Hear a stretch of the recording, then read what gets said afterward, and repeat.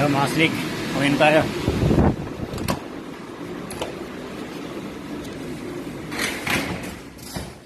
Tinanggal ko yung gulong para hindi manakaw.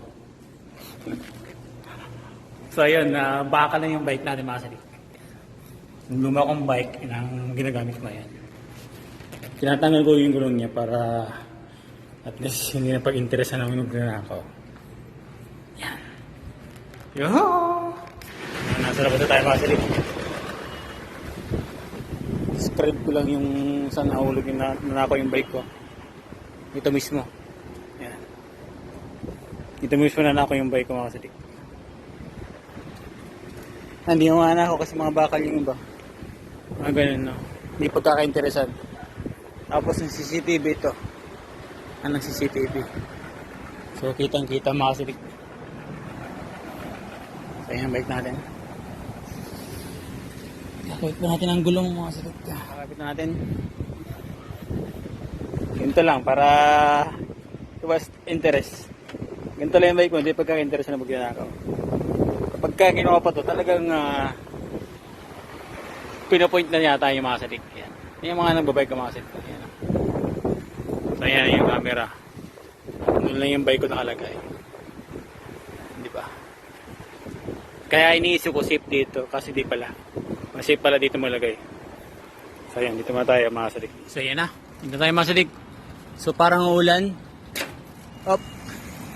Makamyo ang ating. Kaya mukhang ulan mga slick. Yung panahon. Mukhang ulan nga.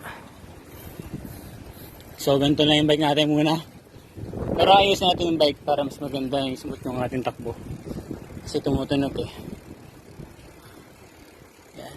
I-upgrade natin ito konti-unti. So kahit paano, yan. Magamit tayong bisikleta mga slick. Yan, shoutout nga pala sa lahat ng kasik natin dyan. Yan. Especially sa mga kapwa ko bike to work dito sa Saudi Arabia. Yan, ulan pa kasik. Malakas yung hangin. No? Tawid tayo dito. Yan. Mahangin mga kasik. Mukhang ulan dito sa Jeddah. Mukha lang. Hindi muna tayo mag-stoplight to. Ay mag-green light. Saka tayo tatawid yan.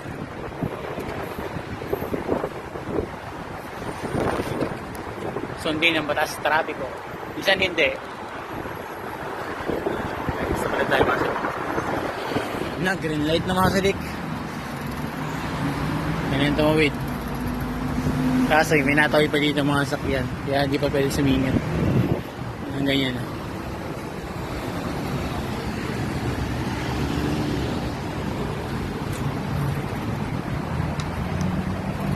Whoop! Ayan.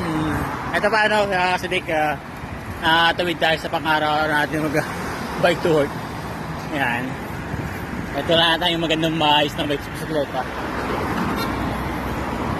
Makinto rin pala itong aking bakal na bike.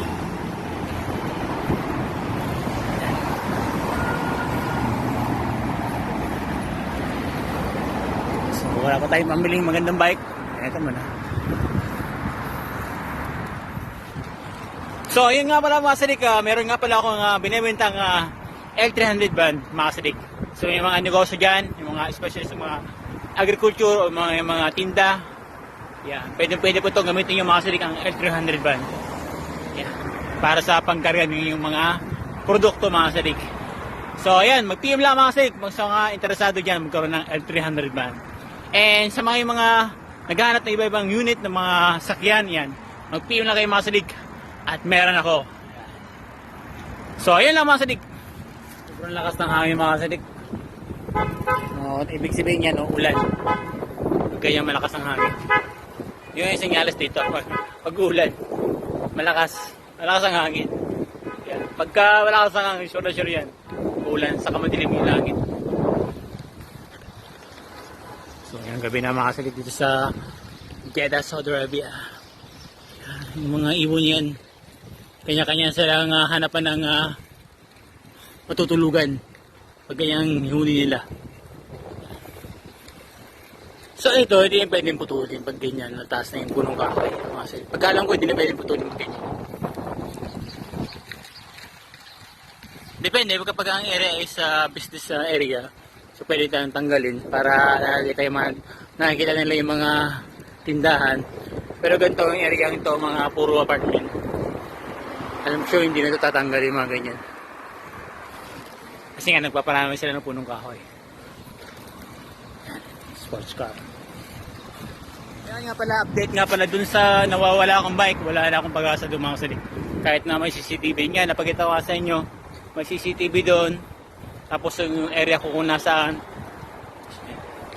wala nang pag-asa. Kasi nga, hindi lang ako nawala ng bike dito, marami po mga kasalik.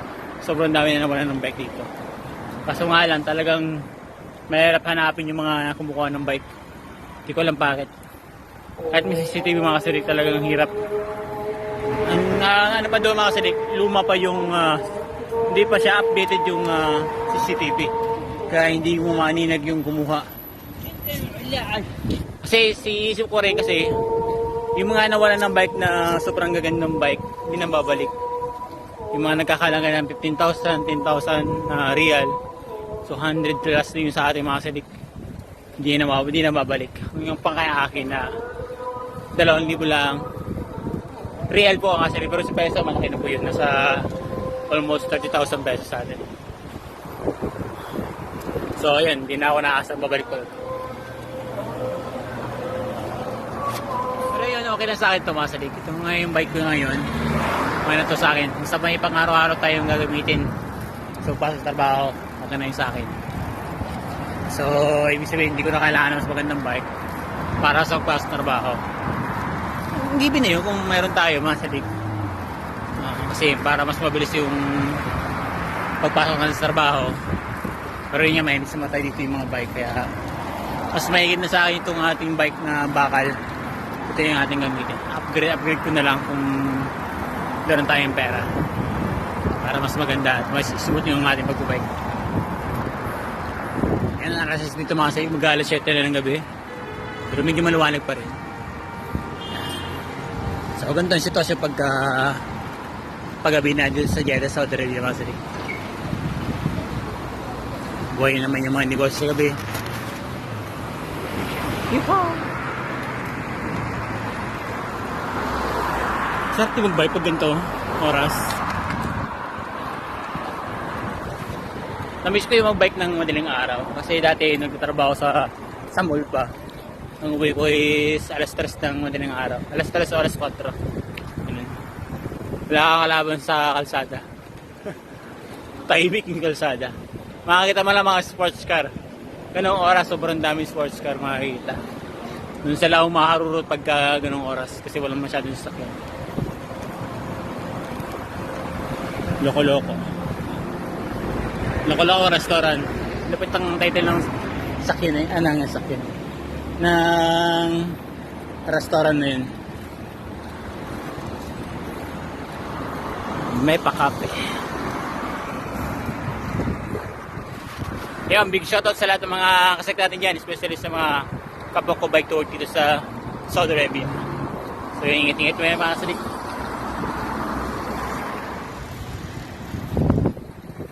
So yan. Yung mga sakay dito mga kasalik ko nasa labas lang. Ganun ka safe dito. Mga sakyan safe. Pero yung mga bike, hindi safe. Yung bike lang talaga mga kasalik dito, hindi safe, hindi talaga sigurado. Talagang pag inimaan naman yan, 80% mawawala yung bike mo. Kahit nakakandado yan. Pero ito mga sakya, wala yan. Walang kukuha yan. Walang mga angas na kumuha yan kahit kuha naman yan sa disyerto. Yan ang masisigurado ko. Pero bike mga salik, talagang hindi ko masasabi mga safe yung bike mo. Naranasan ko na eh. Dalawang beses tayo mga salik, yung unang-una yung nag-withdraw ko ng pera. Yun, nasa likod mo mismo yun ha. Nablot nung magnanakaw. Pero nakahabol ko. Pero ito ngayon hindi na talaga kasi nasa labas eh. Napag-iwanan ko eh. Yan. Wala na akong talagang hindi ko talaga makikita yan. Yan. Kasi hindi ko siya natalo, hindi mula sa likod ko. Yung una kasi nasa likod ko lang yung bike. Narinig ko pa yung tunog ng aking karaksit.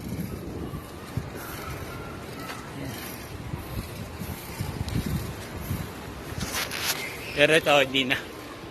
Pero okay lang mga silik, importante meron tayo nagamit sa pang-araw-araw na bike to work. Yun ang mahalaga mga silik. So yun lang paano mga silik.